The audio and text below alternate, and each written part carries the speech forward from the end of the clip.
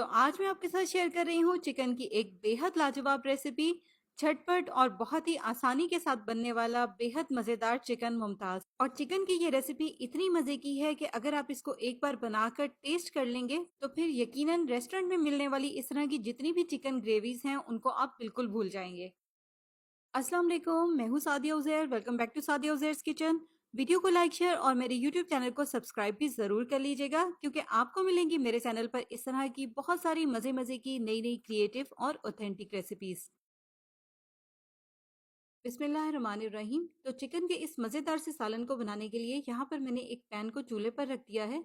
सबसे पहले इसमें शामिल करेंगे 2 से 3 खाने के चम्मच घी। यहाँ पर मैंने इसमें देसी घी शामिल किया है, लेकिन अगर आप चाहें तो आप ऑयल या वेजिटेबल घी का भी इस्तेमाल कर सकते हैं।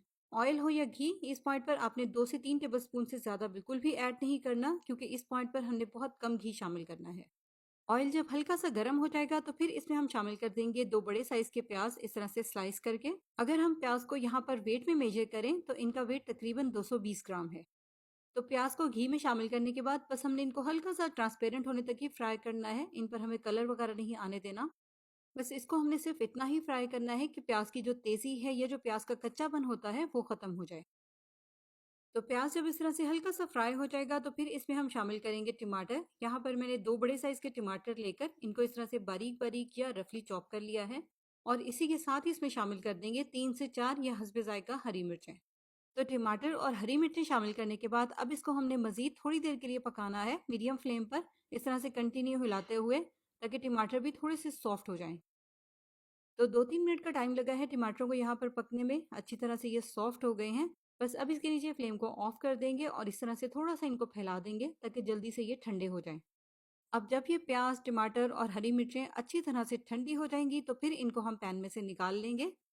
तो अब ठंडा होने के बाद इसको हम एक ब्लेंडिंग जग में डालेंगे और ब्लेंड करके इसका एक स्मूथ सा पेस्ट तैयार कर लेंगे। और ब्लेंड करते हुए या इसका पेस्ट बनाते हुए अगर आपको ज़रूरत महसूस हो तो आप इसमें थोड़ा सा पानी भी शामिल कर सकते हैं, लेकिन यहाँ पर मैंने इसमें पानी बिल्कुल भी शामिल नहीं किया। तो सारी चीज़ों को अच्छी तरह से ब्लेंड ही किया है।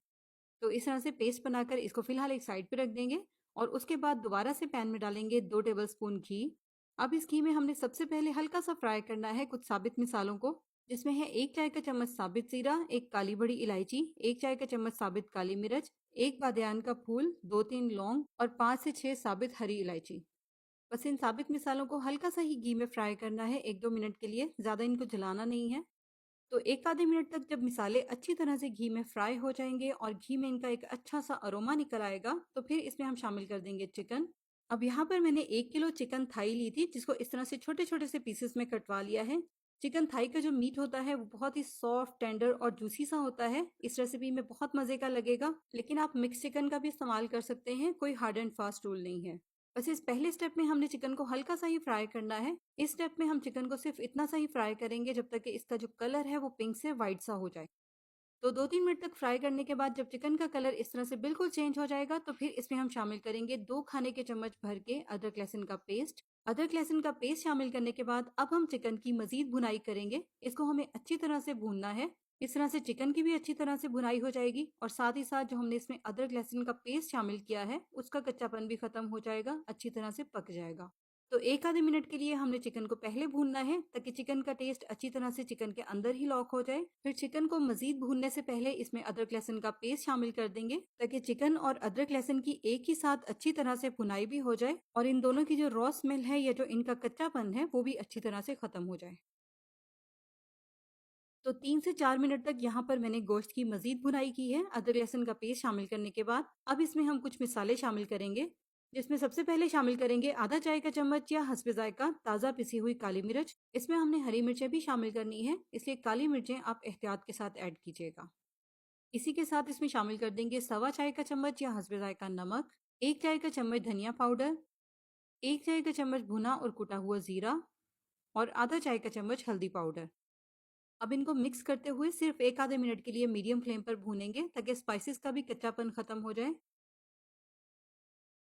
और 1 आधे मिनट तक मिसालों को मिक्स करने के बाद अब इसमें हम शामिल कर देंगे प्याज, टमाटर और हरी मिर्च का मिसाला जो हमने स्टार्ट में तैयार किया था। अब मिसाला क्योंकि ठंडा है, रूम टेम्परेचर वाला है, तो इसलिए इस पॉइंट पर इसके नीचे फ्लेम को हाई रखेंगे ताकि चिकन मिसाले समेत दोबारा से अच्छी तरह से पकने लग जाए। जब चिकन दोबारा से अच्छी तरह से पकने लग जाएगा तो फिर इसमें हम शामिल कर देंगे दही। दही हमने यहाँ पर इसमें 1 कप बहुत अच्छी तरह से फेंट कर शामिल करना है, क्योंकि अगर हम दही को अच्छे से फेंट कर शामिल नहीं करते तो सालन में उसकी फुटकियाँ बन जाती हैं। तो दही को अच्छी तरह से मिक्स कर देने के बाद यहाँ पर मैंने फ्लेम को हाई कर दिया था ताकि ये अच्छी तरह से पकने लग जाए। और जैसे ही ये इस तरह से पकने लग जाएगा तो फिर फ्लेम को बिल्कुल हल्का कर देंगे, मीडियम लो के दरमियान में रखेंगे। कवर करके 15 मिनट के लिए इसको मीडियम फ्लेम पर पकने देंगे ताकि चिकन अच्छी तरह से गल जाए। अब 15 मिनट तक कवर करके पकाने के बाद चिकन अच्छी तरह से पक गया है और यहाँ पर आप नोट कर लें इसकी ग्रेवी की कंडीशन कुछ इस तरह की है। लेकिन अगर इस पॉइंट पर इसमें इससे ज़्यादा या एक्स्ट्रा पानी हो तो फिर पहले हाई फ्लेम पर उसको ड्राई कर लें। और पानी ड्राई करने के बाद ग्रेवी की कंडीशन कुछ इस तरह की हो जाएगी जैसे कि यहाँ पर आपको नज़र आ रही है। तो फिर इसमें हम शामिल करेंगे 1 खाने का चम्मच भर के कसूरी मेथी और आधा चाय का चम्मच गरम मसाला पाउडर। बस अब इसमें हमने क्योंकि कसूरी मेथी और गरम मसाला शामिल किया है इसलिए फ्लेम को मीडियम हाई रखेंगे और मिक्स करते हुए मजीद इसको 1-2 मिनट के लिए भूनेंगे ताकि इन स्पाइसेस का फ्लेवर भी ग्रेवी में अच्छे से निकल आए। तो चिकन की अच्छी तरह से भुनाई हो गई है।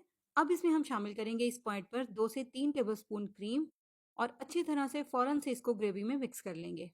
अब एक चूल्हे पर तो आप इस तरह से चिकन की इस ग्रेवी में क्रीम को अच्छी तरह से मिक्स कर रहे हैं और इसी मिक्सिंग के दौरान साथ के साथ दूसरे चूल्हे पर आप इसके लिए एक ज़बरदस्त सा तड़का भी तैयार कर लें।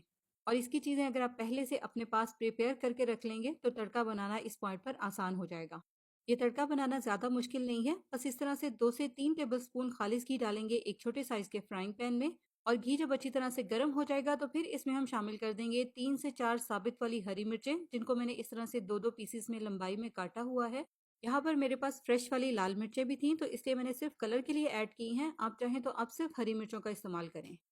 तो बस जैसे ही ये मिर्चें घी में थोड़ी सी फ्राई हो जाएंगी तो फ़ौरन से इसको हम चिकन वाले सालन में ऐड कर देंगे जिसको हमने पकने के लिए दूसरे चूल्हे पर रखा हुआ है। बस अब हमने इस तड़के को चिकन में अच्छी तरह से मिक्स ही करना है, बहुत ज़्यादा इसको नहीं पकाना।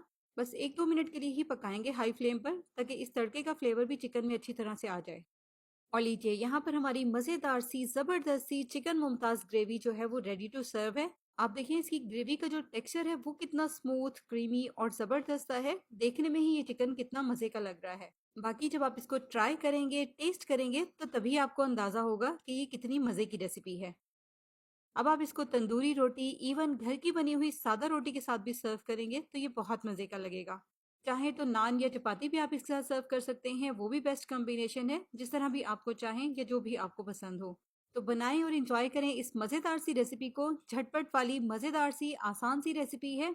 इसके अलावा इस तरह की बेशुमार रेसिपीज़ आप मेरे यूट्यूब चैनल पर देख सकते हैं। उसके लिए आप मेरे यूट्यूब चैनल का लाजमी विजिट करें।